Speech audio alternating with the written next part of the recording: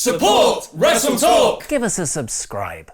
Alexa Bliss versus Nia Jax booked for WrestleMania. Jeff Hardy and Kane return to WWE. And Bray Wyatt is deleted. Yes!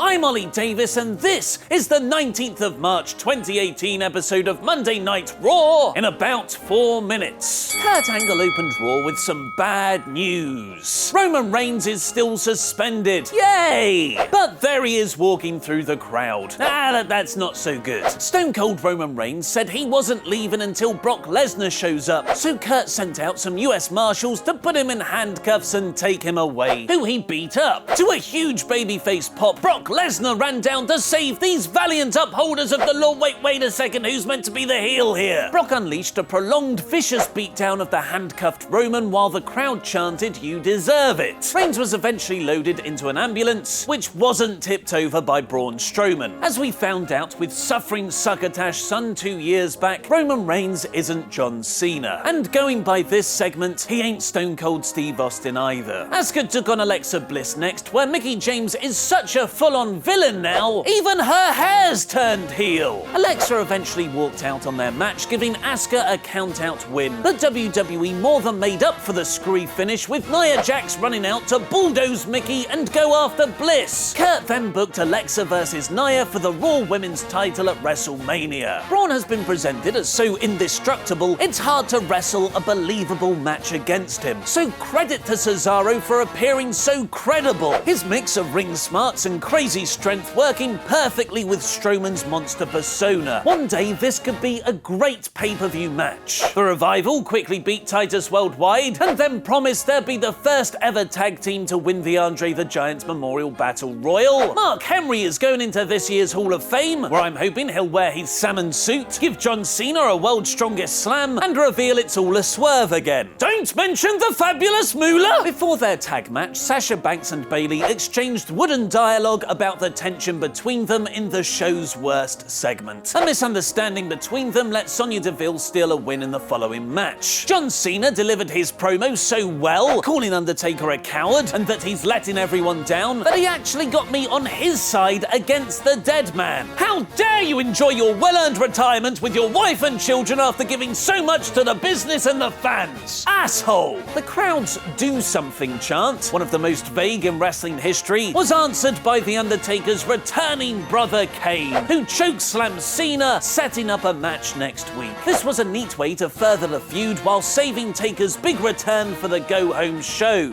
In Miz's latest mark-baiting promo, he called Seth Rollins and Finn Balor by their pre-WWE names Tyler Black and Prince Nevitt. This transitioned into a match with the Balor Club beating the Miztourage. Miz's beatdown of Balor afterwards, however, brought Rollins down for the save, adding another layer of complexity to the Finn-Seth tension. WWE are telling this story very, very well. And they're also presenting Ronda Rousey very effectively too. Although she did later appear for the live crowd, Ronda was kept off TV in favor of an excellent video package, intercutting her Olympic and UFC past with a sit-down interview. Kurt Angle by her side as both tag partner and trainer is a brilliant touch. But there's brilliant, and then there's delightful. We thought WWE would never do it, and for a moment, when Michael Cole introduced the show's main event by apologizing for what we were about to see, it seemed Vince McMahon had already lost faith in the Woken universe. Seriously, screw you for that, Michael Cole. But to their enormous credit, they let Matt's imagination run wild to incredible effect in a match that was equal parts confusing, ingenious, emotional, and hilarious. One moment had Hardy comically choosing between the chair of wheels or the mower of lawn. The next had Bray tragically recognizing his own burned down house in the dilapidated city. Ultimate Deletion's crowning achievement, though, was the character work in the final stages. Senor Benjamin distracted Bray by gifting him a small inflatable globe. After all his false sermons and empty word promos, Wyatt finally did have the world in his hands, and he seemed embarrassed about how it brought him nothing. Brother Nero Jeff Hardy jump cut in to sing the lyric too, 2, and then Matt hit the twist of fate for the win. In one match, Bray received more character development than he has in years. And for a change, Raw ended on an actually intriguing cliffhanger. Bray's body was dumped into the Lake of Reincarnation, but then mysteriously disappeared. Is Bray gone forever? Is he transitioning into a new gimmick, or resetting to his original state? Whatever happens, Matt Hardy, thank you for making wrestling fun.